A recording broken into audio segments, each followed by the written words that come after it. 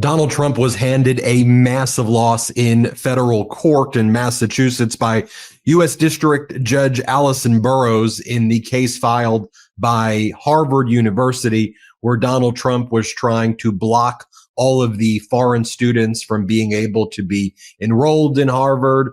Donald Trump wanted to kick out all of the foreign students who are attending Harvard.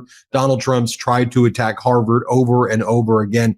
You know, what was notable, Harry Littman, is that Donald Trump made this post seemingly out of nowhere on Friday, but now it seems to be part of the kind of Trump fake deal making playbook after a major loss to pretend that he's got big deals that are right around the corner. This is what he posted. He goes, "Many people have been asking what is going on with Harvard University and their large scale improprieties that we've been addressing, looking for a solution." See how Donald Trump frames it that way? Yeah. I think that's not exactly what many people are thinking of. They're wondering when you're going to stop attacking America's research universities based on racist and other kind of despicable pretexts. He then goes on to say, "We have been working closely with Harvard, and it is very possible that a deal will be announced over the next week or so." Harry, 2 weeks, we'll find out about Iran. We'll find out about healthcare. Yeah. We'll find out about Harvard. We'll find out about energy. We'll find out if there's going to be trade deals. So we just got to wait 2 weeks. There's apparently conversations taking place. Unless it's Taco Trump. So Taco. Right. 2 weeks is like is part of the taco strategy. Yeah. They have acted extremely appropriately during these negotiations and appear to be committed to doing what is right.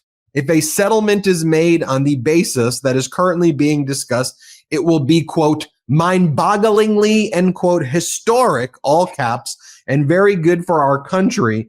Thank you for your attention to this matter, exclamation point. So I'm just trying to get this right, Eric. So on Friday, Harvard basically wins the relief that they're asking for to block Donald Trump from doing all of the things he's trying to coercively get them to settle.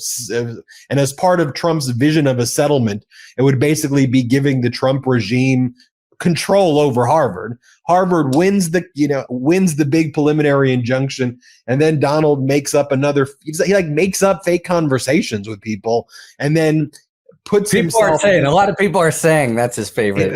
Governor Newsom, I think, put it in a great way. He said Trump creates this fictitious world, then injects himself as the Marvel superhero when he's actually the villain in like a made up world that doesn't exist, and we're seeing it here. So, Harry, break down what Judge Burroughs did. How significant is this? What's its impact on this and other universities? Let's talk about it.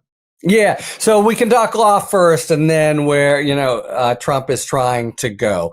So, for weeks, down somewhere in the catacombs of the Project 2025, a little project room, they've been figuring out what's the worst thing we can do to Harvard University. And this was just about it. There are, many things Harvard can absorb. Harvard themselves thought, I don't know, this may be existential. A quarter of their student body are foreigners, and those quarter, besides paying money much more than regular students, so there's a fiscal impact, they're really integrated into the university. Moreover, they have to decide, like right now, where they're going to go. So first, you may remember, Ben, he tried to just make Harvard not eligible in a bureaucratic way for people to get the J-1 visas. You could go anywhere in the country, just not Harvard. That got shot down. So now he tried to do it. And this was a really very aggressive, even vicious move by saying, all these 7,000 students, it's in the national interest that they not come because of how roiled Harvard was last year.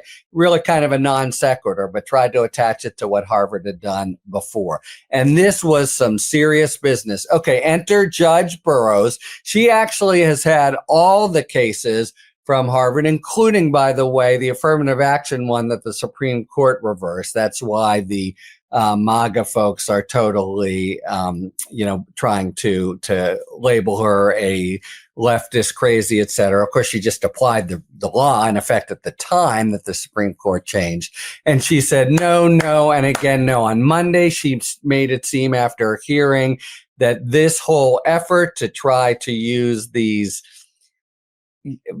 foreign national security powers that maybe you have for the most extreme situations, to use them wholesale in this kind of blanket declaration. Every foreign student who comes to Harvard triggers this power. She made it sound like she wasn't going to go for it. And indeed, so today she issues the actual injunction saying you may not do this. And it's pretty damn strong. So even though in other places the administration's been jumping for emergency relief, here we're talking the First Circuit, pretty progressive circuit, or the Supreme Court if they would take the case. So whether it's in direct reaction to the court or just Trump's normal MO, which is getting very predictable, he decided after putting on the pressure at one of America's, as you say, premier research universities, and that hearing how much that harms not just Harvard, not just other universities, but people on the ground who are the beneficiaries of all these public health advances, all these research projects.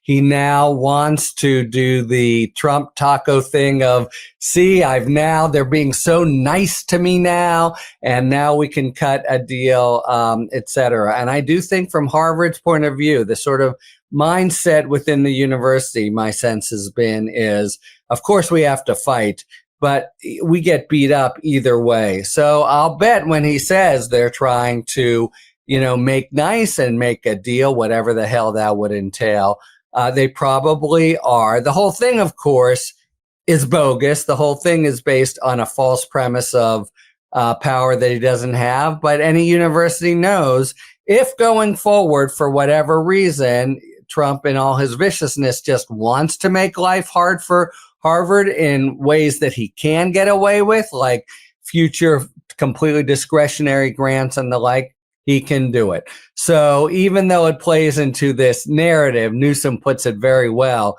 that, now all of a sudden he's a hero because he takes his own foot off the pedal, or really off of Harvard's neck.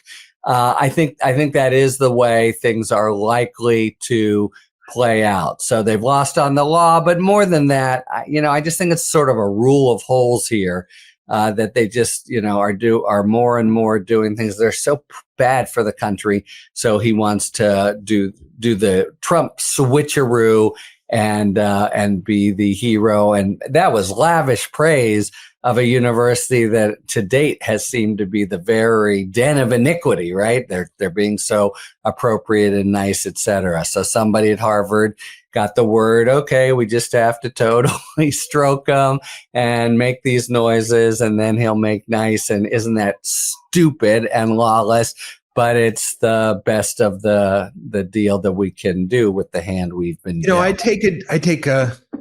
I agree a little bit, but here's what I think went on in the background. Yeah. I think Xi Jinping, when there was one thing that China wanted to do here, they were very much focused on stop screwing over a lot of families who are linked with the Chinese oligarchs who are going to Harvard. So that was a little bit of leverage, I guess, that Trump had in discussions with China. But China made it clear, if you want us to give you rare earth minerals, you got to stop being a dick to all of the families of the wealthy Chinese students who are going to Harvard. And so Trump had agreed to already pull back on what he was doing to Harvard, and Trump needed to save face a little bit.